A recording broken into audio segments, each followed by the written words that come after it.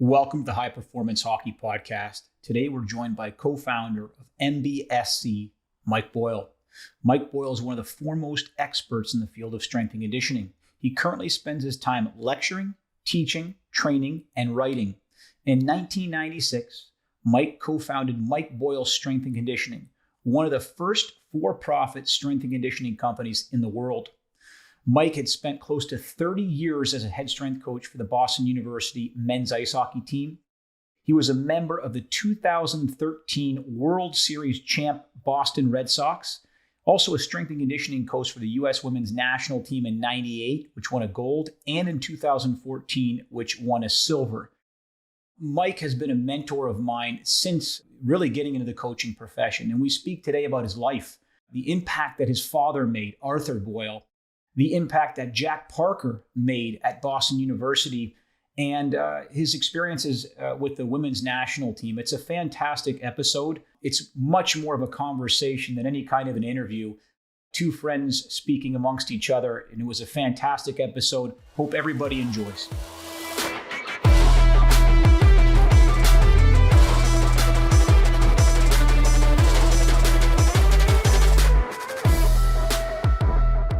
Welcome to the podcast, Mike. Thanks so much for joining us.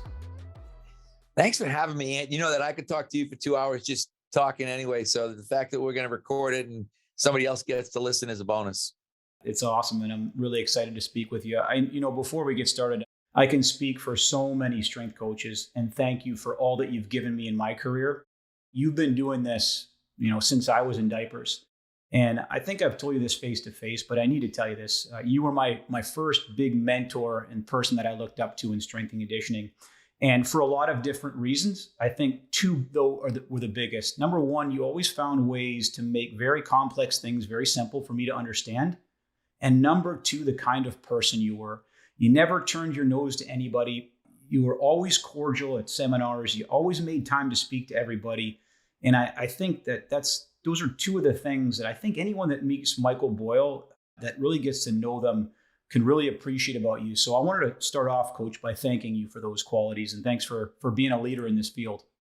Well, thank you. I appreciate that. I appreciate it that much more coming from you because you've become one of the leaders in the field. I love to look at all, I jokingly say the kids, I'm looking at this bald guy with a beard and I think of you as a kid. You know what I mean? It's like, when we started having these interactions, you were probably in your 20s. Exactly. It would have been, it might have been like late 90s, early 2000s. I don't know what mentorship group you were in, but it was a while ago. Yeah, I was in one of the first ones. I'll never forget that. Yeah. It was a life-changing event for me. I want to start off by asking, how did you get involved in coaching? And one thing that I wanted to bring up, I wanted to ask about the impact that your father had on you. Arthur P. Boyle, Malden High School, a building named after your father. BU University Hall of Fame. I'd imagine that coaching ran in your blood and he had a massive impact on you as a person. Could you speak a little bit more about that? Yeah, I mean, you literally, when I say to people, I was born to do this. I didn't think I was when I was little, but when I look at it now, I probably was. We were talking about this the other day with kids in college and not knowing what they want to do. And I was like, I didn't know what I wanted to do because what we're doing didn't exist. Yeah. So that's what you have to think about was I actually started out in athletic training because I didn't think I wanted to sport coach per se. I didn't think I wanted to coach football. I was a swimmer actually, and I was a good swimmer and a bad football player, but I really liked football and I really disliked swimming. I knew I would never coach swimming because I hated swimming practice and I couldn't imagine making anybody else do it. So I was thinking, okay, that's out. Yeah. And even football, I don't know if I was influenced enough by my football coaches to want to be a football coach, but I just knew I was going to be in that sphere somewhere. And I was lucky. I believe it or not, I was 150 pound. Yes. 150 offensive lineman in high school. And our offensive line coach was a Springfield college grad. And he encouraged me to go to Springfield. He said, if you want to get in this field, whatever it is, go to Springfield College. And I went to Springfield College and I was, there I really started to be influenced by people who were so professional and so passionate. I always tell the story, Dr. Mimi Murray, she taught a course called Organization and Administration of Physical Education. And She started out the course by saying, I've coached national championships in women's gymnastics and women's volleyball, and I've never played volleyball, and I have never been a gymnast. Wow. And I remember sitting there thinking, wow, this is like, it was like she opened up the world to me in terms of, because like hockey, my father was a basketball coach and a football player. I was a swimmer. And suddenly there I was, but and sorry, I'm getting sidetracked. You said it'll go where it will go, Yeah. but I end up at Boston University, and literally the first guy who walks into the weight room that I meet, who's a hockey player at Boston University, is Dave Silk. Dave Silk has just gotten done. He's a couple of years removed from the '80 Olympics. He'd gone around the NHL a little bit. He was playing in Germany, and he kind of came in the weight room and was like, "Hey, can you help me out?" Wow. That's the first guy you meet. You know what I mean? And at Boston University, you meet those guys routinely. Yep. Mike Ruzioni was one of our assistant coaches. Silky was one of our assistant coaches later on. I mean, Mike Sullivan at Penguins was one of my players. Like, I coached Sully. I was at his wedding. Yeah. So my dad influenced me because we went to practice. Like, as kids, that was what got us out of the house. My mother was like, take the kids to practice. So Saturday morning basketball practice, he loaded us up in the car, and we went to the high school, and we went to basketball practice. Now, of course, basketball practice was boring as hell. Yeah. Yeah. So we just, we'd go to the wrestling room. We'd have races in the hallway. You'd appreciate this. I had an odd experience one night, probably in my late 40s. I was asked to do a seminar at a local high school, and it ended up being at night. It was like one of those kind of dusky, where I was like, oh, wow, it's going to end up being dark by the time we get to do this. And we had to walk through the school in the dark. And I had the most peaceful feeling being in a high school hallway with all the lights off. And I was looking at my friend who had brought me there, and I said, you're going to think this is really weird. I said, but I get this like calming. I feel like a little kid again, because this whole school would be dark. The only lights would be the gym. Yeah. The gyms, the locker rooms would be illuminated. The rest of the school, all the lights were off, and we would just run around. We'd run up and down the stairs. We'd race down the hallway.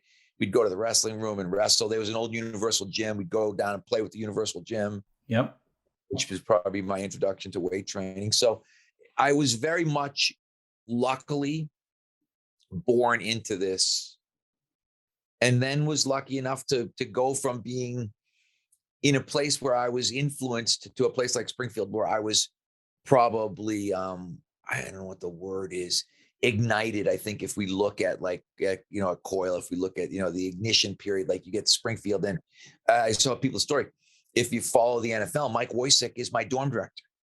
So the longest tenured guy in the NFL is my dorm director. The day I walk in my freshman year, wow. Is this big hulking guy who's a thrower. He's the field event coach at Springfield. And his room is right there when you walk in. It's the first room you walk into when you walk into the dorm. And what I realized is, obviously he lifts weights, because you can just tell by looking at him, he lifts weights. And then I go in his room, and he's got every Ironman, every strength and health, all of them, all muscle and fitness, all by month, like cataloged in milk crates. Wow. In his room. So I'm like, okay, I can read, because I was one of those people. I waited for the next issue to come out. I'd wait for Ironman to come out. I'd wait for Strength and Health to come out to see, like, what was I going to learn, even as a kid. Yeah, yeah. And then I'm like, I can go back to back issues. I can read issues I never saw. And then I realized, then he's got a record player, and he's got all these oldies music. He's into oldies music. And I'm like, I was a weird kid. I was listening to Frankie Valli and the Four Seasons and Diana Ross and the Supremes and all stuff that you probably shouldn't have been listening to when you were 17 and wanted to be cool. I didn't even know who Bruce Springsteen was. I remember these kids were listening to Bruce Springsteen, and I was like, who? They were all Jersey kids, and they were like, what, you don't know who he is? And I'm like, never heard of Billy Joel. I still remember seeing this girl playing the Stranger album over and over again. And I'm like, who's that? Speaking of where you were at the time, I asked Dan Pfaff this question as well, because you guys, talk about a career in coaching. If you were a coach now, like literally starting off, how would that have experience changed if you're Mike Boyle starting off right now, as comparatively speaking to that time? Would you say, hey, Anthony, the same things would work? It's much more technology driven. Those opportunities didn't exist. How would that experience have changed you, in your opinion, in terms and measures of a coach coming up right now? If I was right now, yep, I'd probably be applying. Say I'm a senior at Springfield. I'm applying for an internship at Exos. That's what I'm doing. I'm trying to figure out, okay, who's making it happen right now in the United States, and how do I get there? Or I'd be applying at Altus. I'd be applying at, Mike Boyle Strength and Conditioning. I'd be figuring out, because I did that. I wanted to be an athletic trainer, and it's really funny. My best friend from college is a guy named John D'Amico. We've been best friends for 40 something years now. I don't even know. I think we had our 40th reunion this year. No, yeah, 40th reunion this year. Wow. So we've been friends for 44 years. But we were in the athletic training program. We both did the exact same thing without the other one knowing. We looked around and we said, we want to, because then athletic training, big time football, right? That's what you were going to do. Mm-hmm. We both wanted to get football experience. And we happened to look up the only contact football camp in the country was in Connecticut. And we both applied to be assistant athletic trainers at that camp while we were in college without telling the other one. Wow. And then probably that year in May, we were kind of talking about summer and what we were going to do. And it was really funny. He was like, oh, I got an internship at offense defense football camp. It's the only contact football camp in the country. And I was like, shit. I said, I have to be a counselor because I didn't get the internship. You did. They said I could be a counselor and live in the dorms and do athletic training during the day. So I had this terrible shit job. He had just to do athletic training, and I was supposed to. And the only thing that saved me, I get there the first day, and the guy they had a head athletic trainer who was from Cal Berkeley, because they were serious. It was contact football, and high school kids playing full pads, only place in the country doing it at that time. And the head athletic trainer, I tell him what my deal is. Well, I got to go to the dorm at night. He's like, no, you don't. And I'm like, yeah, I signed a contract with these guys. I have to be a dorm counselor at night. He's like, my training staff does not work in the dorms. And he stormed up to the guy that ran the camp and said, Boyle does not work in the dorms. He's going to work all day on the field. He said, and then when he's done, he's going to be done. And he's going to go to his room and he's going to rest so he can work tomorrow. Wow. And it showed me then, like, a guy, like, athletic trainers like this, there were some that were really like, they were managers and they were kind of wishy-washy and they weren't assertive. And we ended up with this guy who was super smart. He ended up being a doctor. He ended up going to medical school after a couple of years of athletic training, but he just was like, that shit's just not happening. And he just went in and he laid the law down, and I thought I was going to have a shit job, and it still was hard. Like long, hard days, but here's what happens to me. So at that time I'm lifting. I joined a gym down there because we go there. It's 3 weeks in like last week of June, first 2 weeks of July. So we're there through 4th of July weekend. When I'm there, that the big draw to offense defense football camp was pro football players every week. So we literally had Mean Joe Green, Jack Ham, John Hanna, Jack Youngblood, like superstars of the NFL. Wow, yeah. Were there every day doing talks. And anybody that wanted to lift, the guys were like, Mike, the trainer, goes every day at lunchtime. So if you want to lift, so I lifted with Randy White. I lifted with John Hanna. I lifted with Mean Joe Green. I lifted with Jack Ham, Jack Lambert, Jack Youngblood, like all these guys. I went and actually worked out with them because I was like going to the gym, and they were like, oh, can I go? And I was like, yeah. And they were like, what are you going to do? Well, I'm going to deadlift. Okay. Like whatever they were doing, I was doing. I did deadlifts with Randy White one time, and he did high pulls. So I deadlifted 135 for 5, and he high pulled it for 5. And then I deadlifted 225 and he high pulled it for 5. No lie. I deadlifted 315 for 5. He high pulled it for 5. I deadlifted 405 for 5, and he high pulled 405 for 5. Wow. In front of me. I was just like, holy shit. He was the strongest human I'd ever seen at that time in my life. Wow. But they're all of these, I would call them fortunate accidents, but it's the outliers thing. Yep. If I don't want that opportunity to get on the field football experience in the summer, like I give up my summer job. I give up everything for this 3-week period. And I end up working. I'm a caterer in June because that's a busy season here, with graduations and stuff. And I schlep ice and, set tables and break shit down and do all kinds of shit work in June. And then I go and do this camp, and then I come back and I try to find whatever other shitty job I can for half of July and August, because I know what I want to do. And this is why I'm so sorry. And I'm going on, you know how I am. So you're used to me, but I'm so intolerant of the thing now with people. Oh, you should get paid for internships. It's not fair. The economically disadvantaged get taken. advantage of. And I'm like, that's bullshit. I worked 2 jobs my whole life. I worked 2 jobs till I was 53 years old.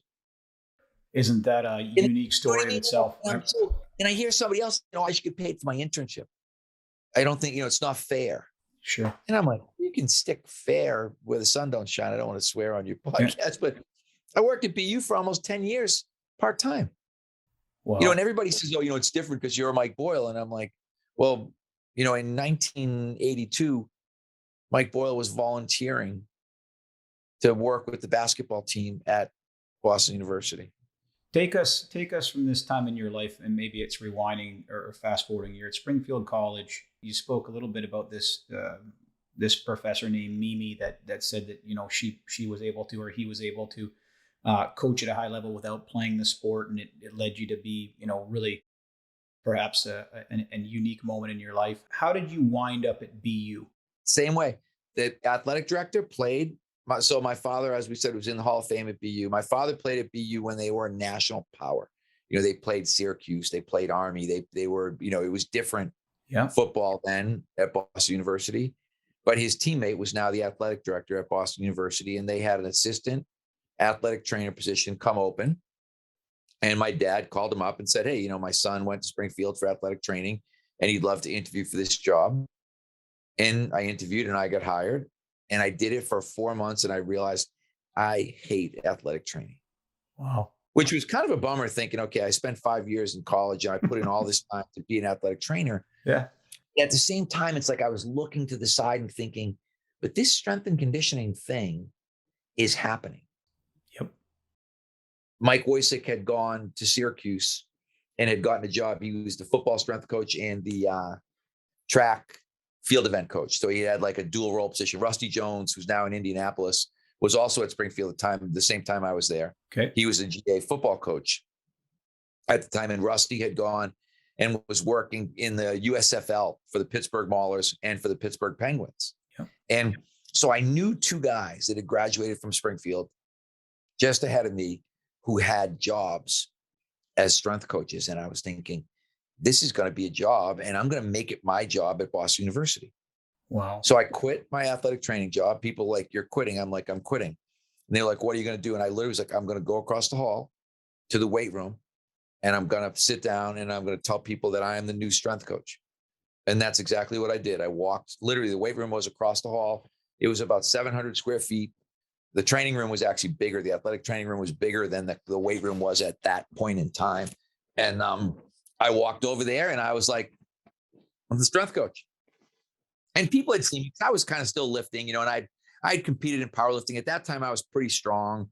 So, when people were in there watching, they were like, well, he appears to have some idea what he's doing because he doesn't look like much, but he can move a lot of weight around. You say fortunate accident. So you're a BU. How do you get involved with the hockey team? Was it you're training multiple teams at that time? And then I want to piggyback that question. You were with BU hockey for 25 years, correct? 30. 30. So yeah, I want to piggyback A, how you got involved with BU hockey, B, the fact that you were there for 30 years, and then the legendary coach himself, Coach Parker. I want to know how you helped shape your career in terms of here were 2 or 3 of the qualities that you really stood for, and it affected me as a person, as a man. How did he have an effect on you? So 3-part question: how'd you get involved in hockey? Your time coaching there, and then the impact that Coach Parker had on you. Yeah. So 1, I started out with basketball, and this is where it's crazy because the basketball coach, when I crossed into the hallway, is Rick Pitino. Wow. Yeah. Wow. And he never coached the game while I was there because he either went to the Knicks or to Providence. I forget where he went from BU, but very shortly after I started my transition to strength and conditioning, he left. But the guy that followed him was a guy named John Kuster, who also coached in the NBA. And so Coach Kuster kind of saw me hanging around in there. And I think everybody at that time was like, hey, the weight thing, is going to matter. Like they all kind of knew. They didn't know what they didn't know, but they all saw it coming. And he was like, I want you to, will you run preseason for us? I was like, absolutely. I'll run preseason for you guys, and I was like, it's my first job. Like I went across the hall with no job, Wow. And now I got a job. I'm the basketball strength coach at Boston University. And the football strength coach then was the offensive line coach who had gone to Springfield with me. Now, you keep talking about all these intertwining, but Tim's been at Harvard now for like 30 years. So he's like a legend at Harvard.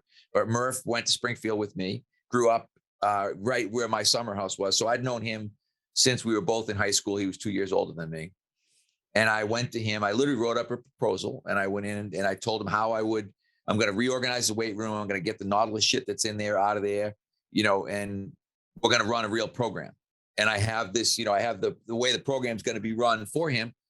And he's like, the head coach then was a total asshole. And I'll say that on your podcast, guy named Rick Taylor, just not a nice person. One of the people I probably disliked the most in coaching. Went on to be the AD at Northwestern, was very successful, but was just not a very nice person. He was the kind of guy who'd walk by you in the hallway and wouldn't say hi to you. I don't think he talked to me ever. Wow. I never had a conversation with him when I worked at Boston University.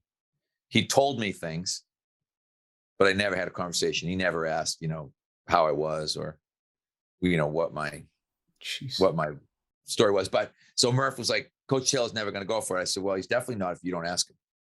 And my sales pitch, what they used to do is they'd go on the road and recruit.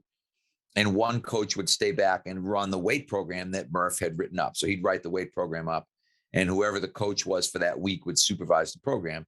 Some of them had lifted, some of them had not, some of them had a little bit of expertise and could teach guys, some of them didn't. And I told him, I said, I'll be here every day. And I can teach the guys how to lift. I said, I know how to lift.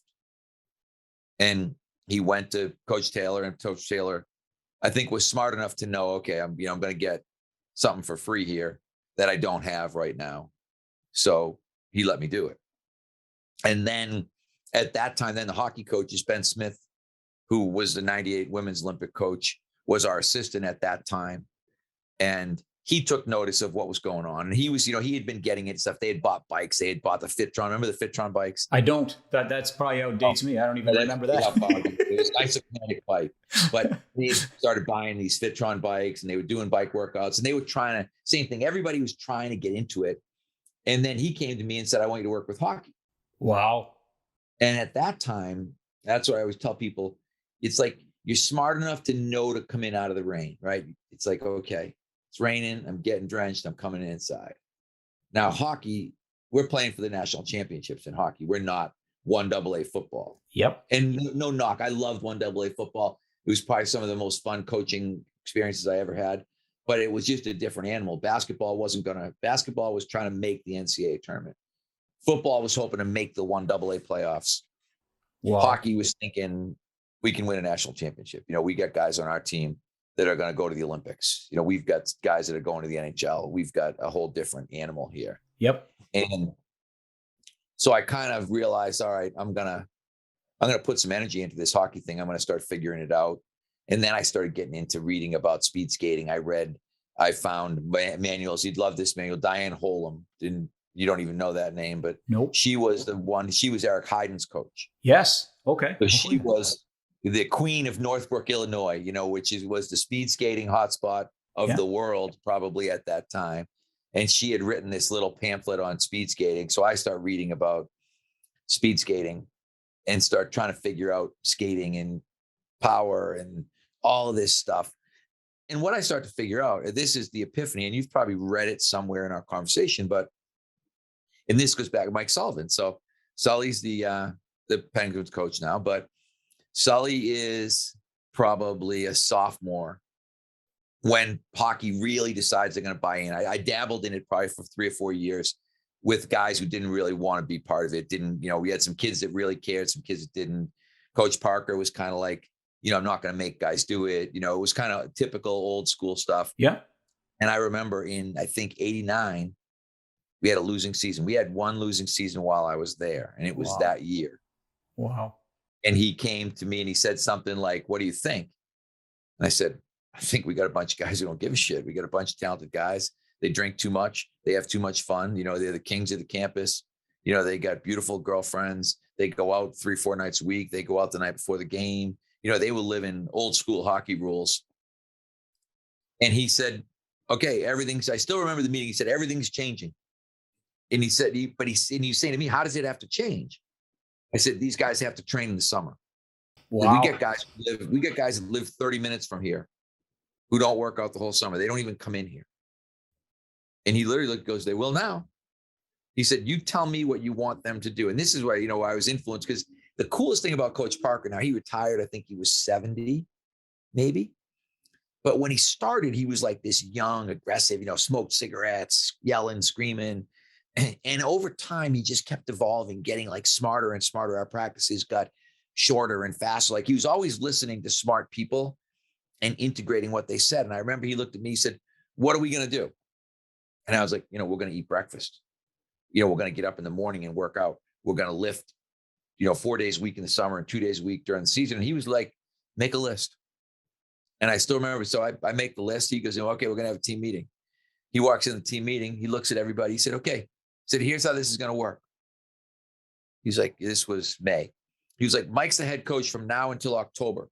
Wow. He said, this is now. And I'm like, oh, young. He said, I expect you to treat him exactly as you would treat me. He said, I expect you to listen to him exactly the way that you would listen to me. He said, here's what's going to happen. He said, summer workouts, these are the days you're going to be here. He said, in season, we're going to do this. But he gets done with all of it. He said, and whoever wants to transfer, he was like, this meeting's over. I'm going to my office. He was like, you can follow me up there and I'll find you a place to play hockey.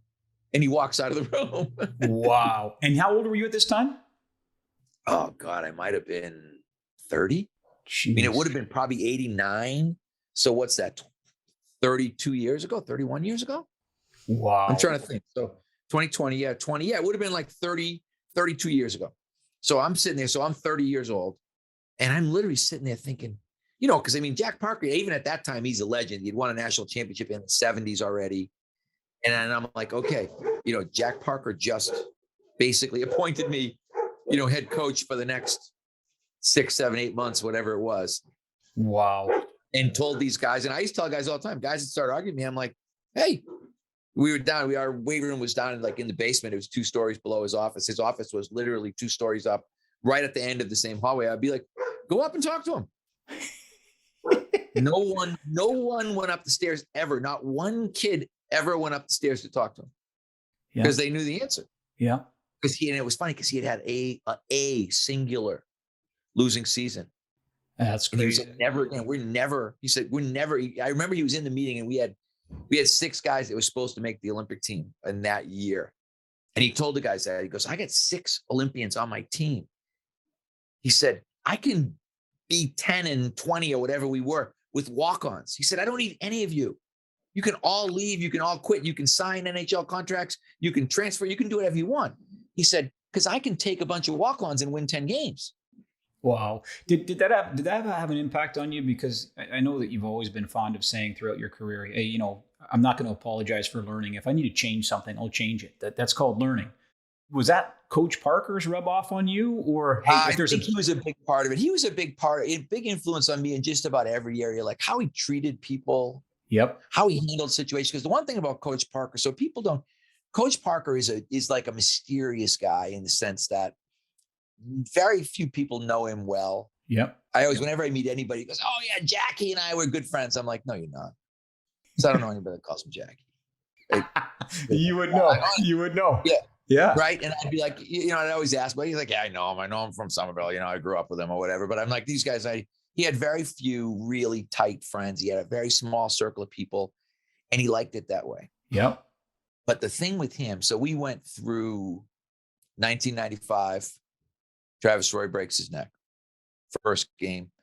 Gosh. National championship banner. Travis's first game. We're raising the banner. It's still 95. We win the 95 national championship. It's fall of 95. It's October. Travis breaks his neck. And that was probably my first life-changing experience with him because I saw him throw himself into the Travis situation, in a way that, even Travis just passed this year. Coach Parker went to dinner with him every week from 1996 or 7, whenever he was able to actually go out until last year. Wow. Wow. And 90% of the people in the world don't know that about Jack Parker. And you know something? He doesn't give a shit if they know. Yeah. Yeah. That isn't why he was going. He wasn't going out to dinner every week with Travis because he wanted someone to think what a great guy he was. He wanted people to not know because he didn't want anyone to know he was a good guy. I'm like, you act like an asshole, so people will leave you alone. Yeah. And he'd just kind of smile at me and be like, yeah, maybe. Golly. 2001, 9/11, Mark Davis is killed in the plane. Same thing. He throws himself into that situation in terms of helping any way that he possibly can. He galvanizes the community, our hockey community, all the people that are around. He was always that guy. Like when the shit hit the fan, he's the guy. Like he's the guy you want on your team. And that's what I started to realize. Like that's who I want to be. Like I wanted to be my father. I wanted to be Jack Parker. Yep. These were the people that I saw who were really, they were life-changing. They were somebody, and they were at their best when the situation was the absolute worst. Like, okay, this has gone to absolute shit. You always knew you could rely on Coach Parker. Yep. He was going to figure out, all right, how do we pick up the pieces? How do we get this thing going in the right direction? How do we get the things that we need so that we can get this person what they need? And I saw him do that with kids who had, alcohol problems. I saw that, he did there's so much that he did. It's actually, you'll appreciate this story. The podcast listener will appreciate the story, even though they won't know. If you're not from Boston, you probably don't know who Steve Sweeney is, but Steve Sweeney is a famous comedian. He's been in movies. He's been on, Jay Leno, he's been everywhere, done everything. Yeah. It's from Somerville, Massachusetts, which is where Coach Parker is from. So at one point, Coach Parker is being inducted into the Boston Garden Hall of Fame. They call it the tradition. I don't know why, but it's called the tradition. And every year they induct 4 people in Boston in different sporting venues, some coaches, some players, like Ortiz went in last year. And it's a cool little event. Yeah. But what happens is somebody always presents them. So somebody comes up and, tells a story about the person who's being inducted into the Boston University Hall of Fame. And I realize, and I'm sitting there and I'm thinking, one, I'm looking at Steve Sweeney, who I know because I used to be a bartender in the comedy clubs when I first worked at BU, because that was my night job. So I know Steve from then, from, early, like late 80s, early 90s. No, late 80s, actually, probably. And I'm like, what the hell is Steve Sweeney doing here? What is a comedian? This crazy, he looks like Kramer. That would be the closest thing you'd see. And then I realized, and I look at on the program and it says Jack Parker, presented by Steve Sweeney. And I'm like, how the hell does Steve Sweeney, where did he and Jack Parker intersect? What you realize is that Coach Parker has been sober for about 45 years. I never knew him to drink as long as I was at BU. So he was sober before 1982. Wow. But prior to that, he was an alcoholic. He's an active Alcoholics Anonymous member. And basically Steve Sweeney gets up there and says, I want to present Jack Parker, and I want you to understand that if it wasn't for Jack Parker, I would probably be dead. I definitely wouldn't be here. Wow. I definitely wouldn't be, and you're like, so he's that kind of guy. Like when you talk about transformational, he's helping players, he's helping injured players, he's helping people, in the addiction community. Like he's all over the freaking place. But he's like a secret agent. Nobody knows. And then you realize he's like a freaking CIA agent because he doesn't want anybody to know. You know what I mean? Like it's all like everything's under cover of darkness. Yep. And that's the way he wants his life to be. And you realize, like, I read a quote one time from George Steinbrenner that said, if more than 2 people know why you did it for the wrong reason. Wow. And could you repeat that one? Could you repeat that one? If more than 2 people know why you did it for the wrong reason. Wow. And that was Coach Parker. Yeah. And I used to think that's who I want to be. I want to help people, but I don't need anybody to know. Like, I don't need the pats on the back. I don't need the accolade. I just need to know that I helped this kid. Wow. In whatever the situation was, or I helped this person in whatever the situation was, and he was my role model for that. And I realized that was how my father was. My father was one of these guys. It's really funny. And you got me rambling. I apologize. I don't know if we're going to get to half the questions you want to. That's okay. This is beautiful. I meet a guy one time at an event, and he's a Malden guy where I grew up, Malden, Massachusetts, which is, kind of a blue collarish town, a little bit north of the city. And this guy had played football at Malden and had gone to Harvard. And I remembered his name. My father used to mention him from time to time just because he was very proud of him. His name was Carroll, which was an unusual name for a male. Yep. Carroll Lowenstein. And my dad would always tell me what a great guy Carroll Lowenstein was. Played football at Malden, played football at Harvard. So I made a point. I went up and introduced myself to him. I said, Mr. Lowenstein, I'm Arthur Boyle's son. And he was like, he said, it's really great to meet you. He goes, I was his money guy, And I was like, what do you mean his money guy? He was like, kids without sport coats, kids without clothes to wear to the banquet. He was like, I funded all that. Wow. And I remember, even now I get a little emotional thinking about it because I was like, here's another one of these guys. I never knew that story. My father never shared that story. This guy shared the story with me. I was probably 50 and he might have been 75 at the time. Yeah. I was extremely lucky to be in all the right places at all the right times. That's all I can tell you. And I keep thinking, Coach Parker would always say, the most important thing is to do the next right thing. He would tell the players that all the time. The most important thing is to do the next right thing.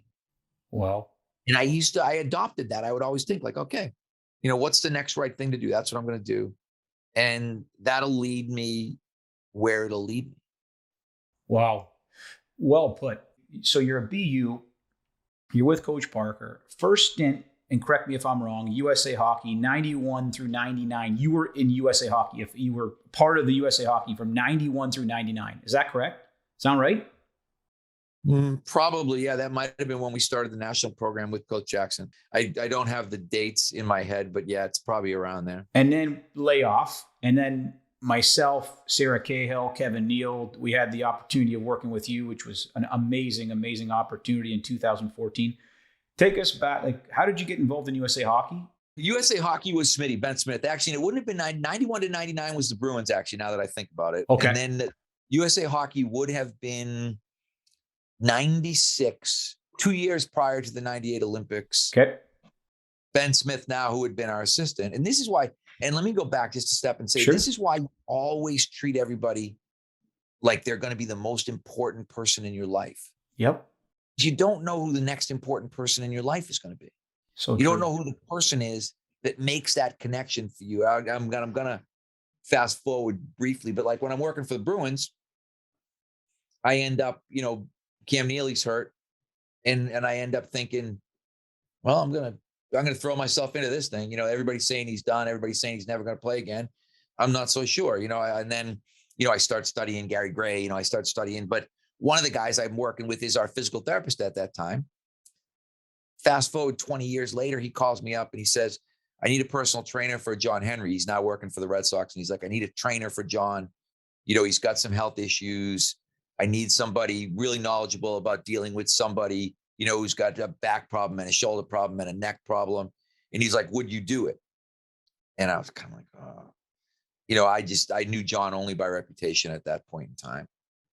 And I came home and I said to Cindy, Scott wants me to train John Henry. And I was like, I don't want to do that, right? I mean, that's like driving into Boston. And she literally looked at me, and this will be my second swear. She looked at me, she goes, are you fucking crazy? And I was like, so you think I should do it? But that ended up being the Red Sox did, right? Oh. 5 years later, I trained John for 5 years. 5 years later, he's like, I really need you to work for the Red Sox. And you tell me the terms of that deal. Wow. But the point being, and that's like with Smitty, so Smitty's our assistant coach. Smitty gets the first women's Olympic coach is announced, and it's Smitty. And now Smitty comes to me and he's like, I got all these girls, it's a hodgepodge. I got girls that are 18. I got girls that are 38. They all want to be on the Olympic team. Mm-hmm. I got to get them working out. We take a bunch of them in the summer. And I ended up, I fell in love with women's hockey. I fell in love with these girls.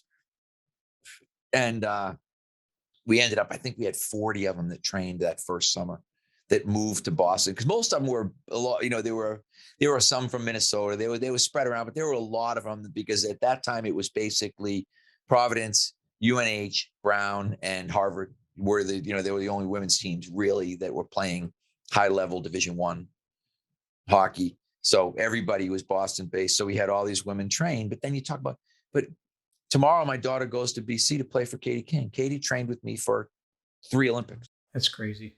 You know what I mean? Like from 1997 through probably 2006, 4 days a week. You know what I mean? So it's like, when you're listening to this, if you're a kid listening to this, realize that every relationship is going to turn into something else down the road. And your reputation will be based on how you treated that person. And that person at that time, it may not seem significant. The PT at the Bruins, whatever, like I always tried to make a friend of everybody that I was going to work with. I always tried to have a really good working relationship with everybody that I was going to work with. Yeah. And, doubly so for the people that I thought were good people. Yep. And, and so I just kept kind of working my way into these situations, whether it was training guys in the summer. I was showing somebody jerseys, of our summer guys.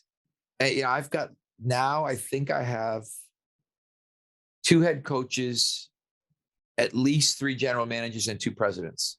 Jeez. That were in my groups. Cam and Brendan Shanahan are presidents of their team. Billy Guerin's a GM.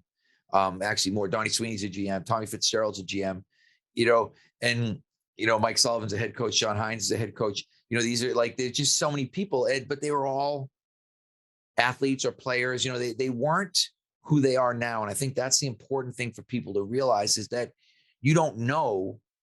Chris Clark, he's the player person, the player development guy. Clark. His son's in our gym right now. Braden, great player too. Great player. Clarky was a great player. Clarky was a lifer with us, like his whole career. Yep. Never wavered. Every summer, first guy back, ready to go. And I've got so many of those guys floating around the league right now that are, in management roles, but it ends up where, somebody, and I won't tell this story because it's a little too close, but I had a GM the other day who I had as a minor league guy. He never played really. He might have played a few NHL games, but not a lot. Call me about a strength coach. And it was like, here's your guy. Yep.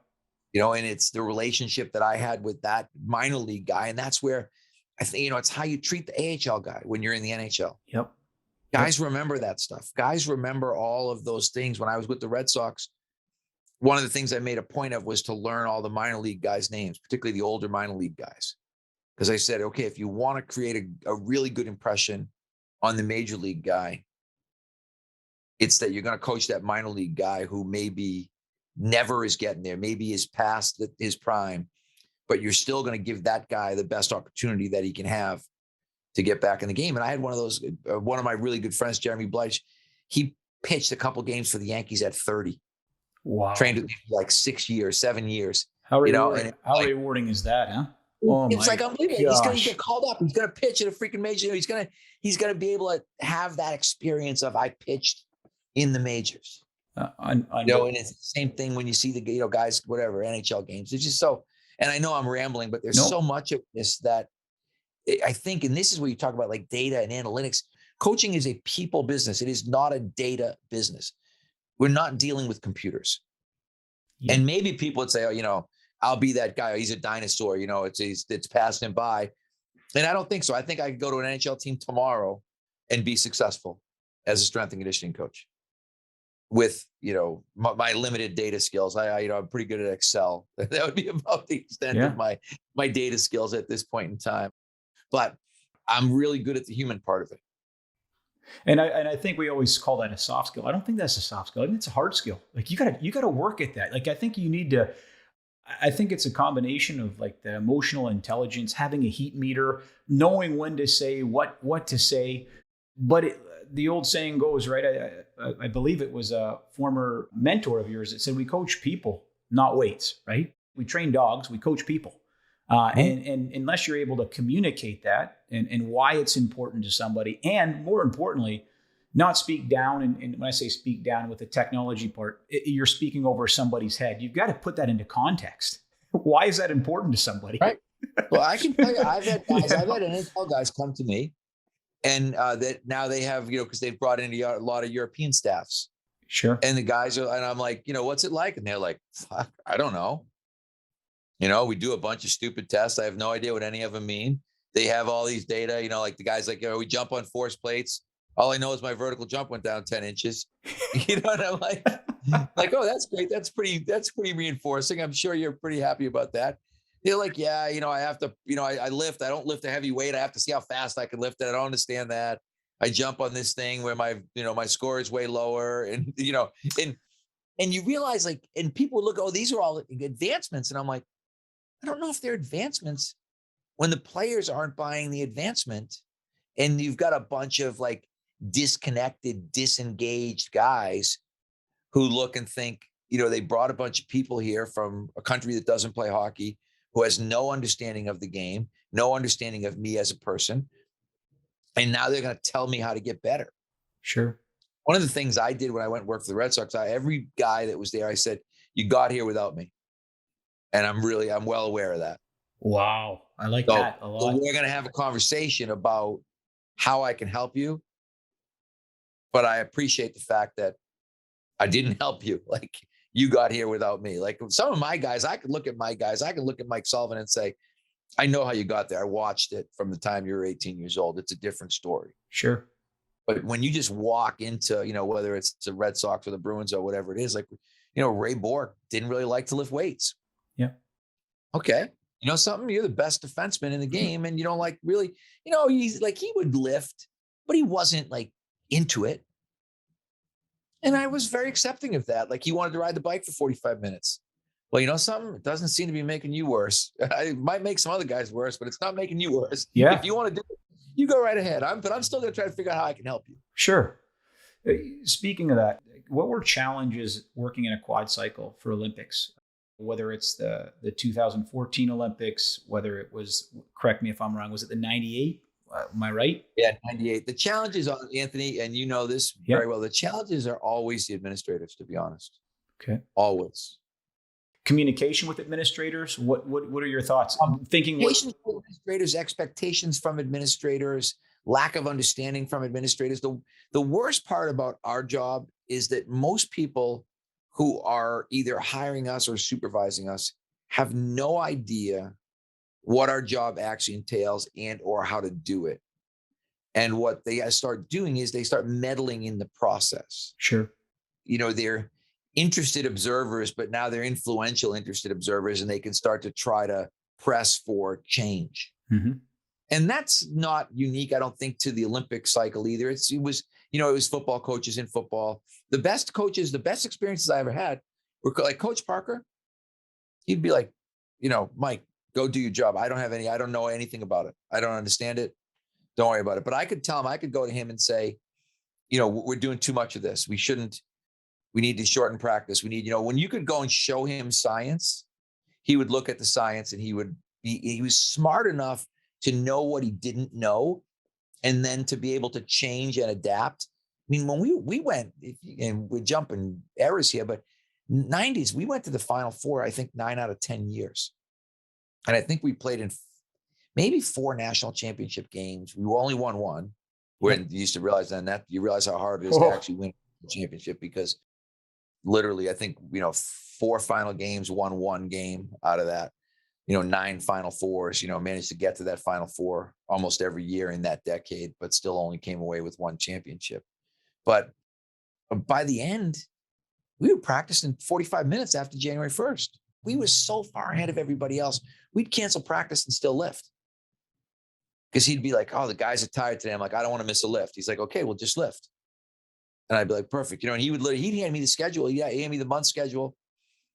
A week before the start of the next month, he'd hand me the schedule. He'd be like, okay, fill everything in. What are we doing? Yeah. When are we lifting? What days are we doing conditioning? And I'd literally just write in, okay, lift, condition, boom, boom, boom. Fill it all in on the sheet. He'd give the sheet to the players. Here's what we're doing. And he'd go out and he'd do the hockey part. I'm going to go out and do the systems part. Sure. And I'm going to go out and do the motivation part. His whole thing was, he was very big on, play hard and get guys that can play hockey. Yeah. Well, talent, right? You can't win the Kentucky Derby with a jackass, right? You got to have the horses. A lot of times he'd look at guys and he'd be like, hey, he'd say in a meeting, he'd be like, guys, okay, we get up to the blue line. He goes, play hockey, make a hockey play. Absolutely. But when you got, Tony Amonte and guys like that, hey, they're going to make hockey plays. They get the hockey play part. Sure. You might have to talk to him a little more in the defensive end. Okay, we're going to do this. This is how it's going to work. And Yep. I mean, he literally, this is to talk about crazy stories. One time he benched our first line. He played a whole line down in a regular season game because he was like, you guys suck. You don't care. You're not committed. Sure. You don't want to play defense. He was like, I don't need you. Yeah. Like, watch for a game. He said, and let me know if you're into it. Let me know if you're excited about, playing on the other end. And he made him watch in their sweats, and he made him in the press. He was like, I'm not telling you guys, answer the questions. I'm not telling you. You're not sick. You're not hurt. Wow. You explain to him why you're not in the lineup. Wow. But those things sent, like, our messages, like our freshmen, you never got too big for your britches at BU, ever. Because you saw this all the time in terms of, guys, there's a right way and there's a wrong way. We're going to do it the right way. You don't want to do it the right way, then you'll go watch with those other guys. With all your years of doing this, my question is specifically with a quad cycle, what were your goals in terms and measures of measuring progress with the athletes? Is the goal, hey, we're trying to get something that's not going to overly, we're going to try to give the best narrative without taking away from what you do best, meaning on ice performance, vertical jump, chins, push-ups, bench, skating test. What were your thoughts and what are your thoughts currently right now? If you were to be, in this Winter Olympics and you had a testing battery, would it be similar to what we did in 14, or how would that have changed, if anything changed? It wouldn't have changed a bit, because the one thing about the testing battery, to me, it weeded out the uncommitted, which is what I wanted to do. Okay.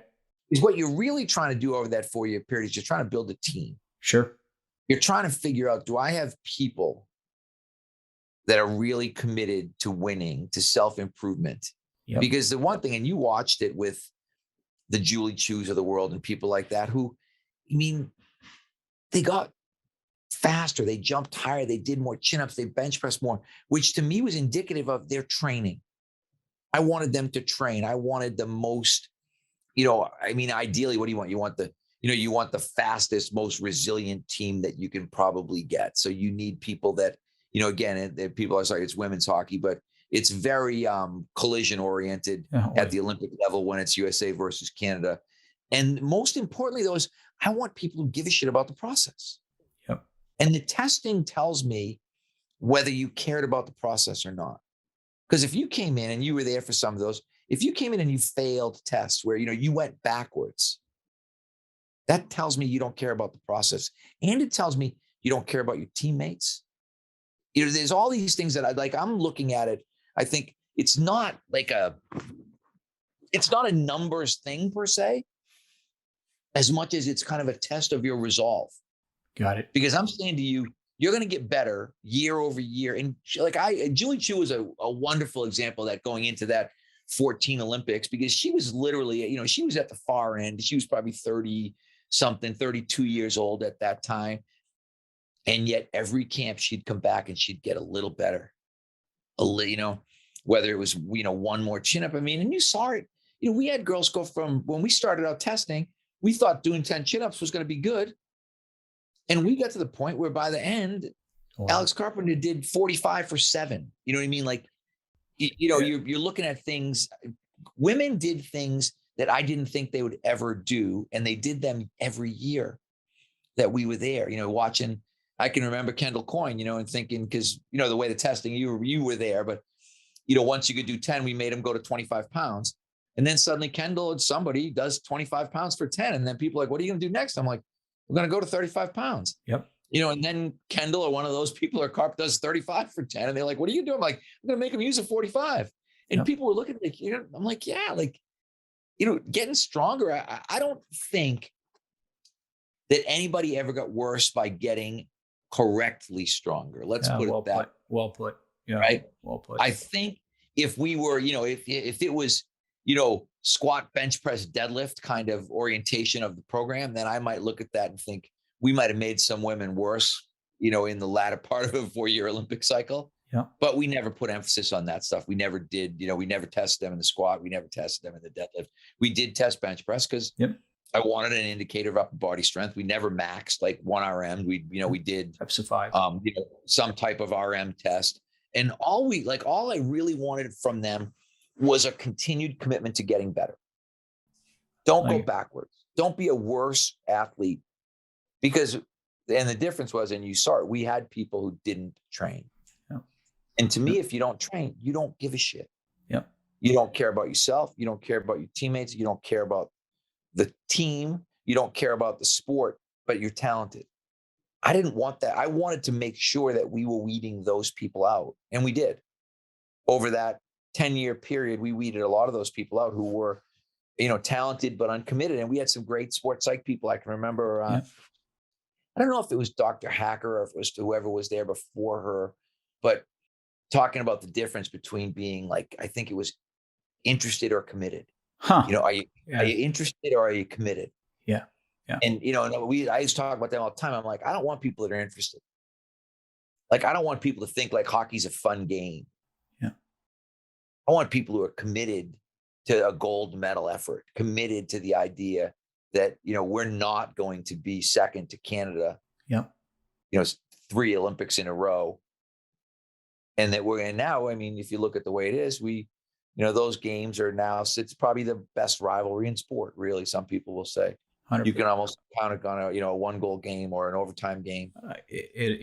Absolutely agreed. I want to respect your time here, so I'll wrap it up. I got one final question, and it can be hockey related or not, but this was, I think, one of the early moments of my Mike Boyle education. We talk about pendulum swings. Anthony, the pendulum swings one way in the profession, whatever it may be, whether it's towards a lift, whether it's towards a certain way of doing things. Right now, the pendulum, where do you see that in sports performance? And when do you think it'll resolve itself back to that equilibrium point? Is there meaning like, what are some problems or something that we're way overdoing right now? And do you see that leveling itself off anytime soon? I think we're way overvaluing the contributions of people from other countries who have no knowledge of the sport. And that could be football, that could be basketball, that could be ice hockey. I think particularly in football and ice hockey, because not that they're uniquely American or Canadian, but I think they're, when you're bringing in particularly like people from, United Kingdom people or Australians, people where they don't play that game at all. Sure. I think that's problematic. Yeah. And I think that's where the pendulum is swinging heavily. I always kind of joke, and I hope I don't offend anybody that's in the field that's doing that right now that is from one of those countries. But it's sort of like, if you've got an accent and a sports science degree from a foreign university, then suddenly, you're on the short list for, becoming director of performance. And I think that's a bad pendulum swing when you have people who really don't understand the game, and maybe people who really don't have any experience. Sure. That are doing it. I think there are some great people that are out there. Sure. But I also think there are some people who are way out over their skis, or way in over the head, however you want to look at it. Yeah. So I would say that to me is problematic. I think, and it's not like, and I started talking about how, I started in a sport that I knew nothing about. So I'm the same as them in that regard. But I think you do need to become an expert in that domain. You do need to really understand the game and the personalities that are involved in that game, whether it is the NFL or whether it's the NHL. Because no matter how much data you collect, data are just numbers, right? The context weaves those numbers into a storyline. And the context here has to be some sort of a prowess of technical and tactical. You have to know the game, right? You need to know the game. You need the game, and you need to know the participant. Yeah, absolutely. Absolutely. That was the one thing, when people said, oh, baseball versus hockey, I was like, baseball and hockey are really similar, because you've got two very different groups of people trying to exist within the same clubhouse space. In baseball, it's the American baseball player and the Latin baseball player. In hockey, it's, the Canadian American hockey player and the European hockey player. So it was very similar. I said, when I got to baseball, my Russians were Venezuelans. You know what I mean? Like, yep. But it was the same kind of situation in terms of you had significant cultural differences that you had to account for when you were dealing with people. Sure. In those particular situations. And I think that stuff, it can get really lost in, I can remember, like, even when I first Bruins, when we first brought over Russian players, I mean, we had to have an interpreter. Oh yeah. Oh yeah. I had 4 Russian players, and I had Joseph Stumpel, who was a Czech, and then I had Vladimir Ruziska, who was like the Wayne Gretzky of Czech. And Stumpel spoke a little English. Ruziska spoke a little Russian. Wow. And Ruziska was Czech, and Stumpel was Slovak, I think. Mm-hmm. And I would literally be like, Stumpy, you tell Rosie to tell the Russians that we're going to go outside. And Stumpel would say something to Ruziska in, Czech or whatever language they were speaking. And then Ruziska would use his broken Russian to tell the Russians what we were going to do. And then we'd all go up to the field. Yeah. And, and you think about that now, and then in baseball, you've got, multilingual and bilingual guys. Now you've got guys, the Red Sox have a guy he's Japanese, but he speaks Spanish. Wow. He's their strong. And I said, you talk about being like the ideal guy in baseball, right? Unbelievable. Yeah, that's awesome. But it's so different. But I just think what's happened is there's been this swing, like management now is much more of like the Harvard, Yale, MBA kind of guy running organizations. And they love like the degrees and the analytics. So there's a huge fascination right now. It's almost like the nerdification of sport. There's a fascination with data, and there's a fascination with, people with fancy degrees and people that can talk the talk, but they are all talking to each other and they're not talking to the players. Absolutely. And they don't, it's like they lack the interpreter. Like, okay, where's the guy who understands how to get this? How do I get you, the management guy, and then now you're sports science guy, and then how do I make that into a deliverable to the player where the player buys what I'm selling? Because that's what I see with the guys, and this is more NHL, guys would be like, I don't get it. Like, what's the deal? Like we go, I don't understand anything that we do anymore. And even you look at like the NHL Combine, what a freaking shit show. I mean, it is like a hodgepodge of useless information. So true. Yeah, I've dived deep in that. Order, and I look at it like I tell people all the time. I'm like, okay, just go watch chin up and vertical jump. That's about literally. Forget everything else. Forget all the other stuff that's going on. Ignore everything, except to watch the kid. Make sure he tries. Yep. He tries really hard. Remember Buffalo? I can't think of the kid's name. But Buffalo took the kid in the first round and couldn't do a chin up. I'm like, I don't want a high school kid who can't do a chin up. Yeah. Because again, and then people, it has nothing to do with hockey skill. You're right. It has nothing to do with hockey skill, but it tells me an incredible amount about that person and their resolve and their desire to be good. Because, again, and I used to say this to my NFL Combine guys, when you're going to go to the biggest job interview of your life and be an embarrassing fool that ends up on every social media site, and you let that happen, that tells me something about you. Yeah. Right. Yeah. That should never happen.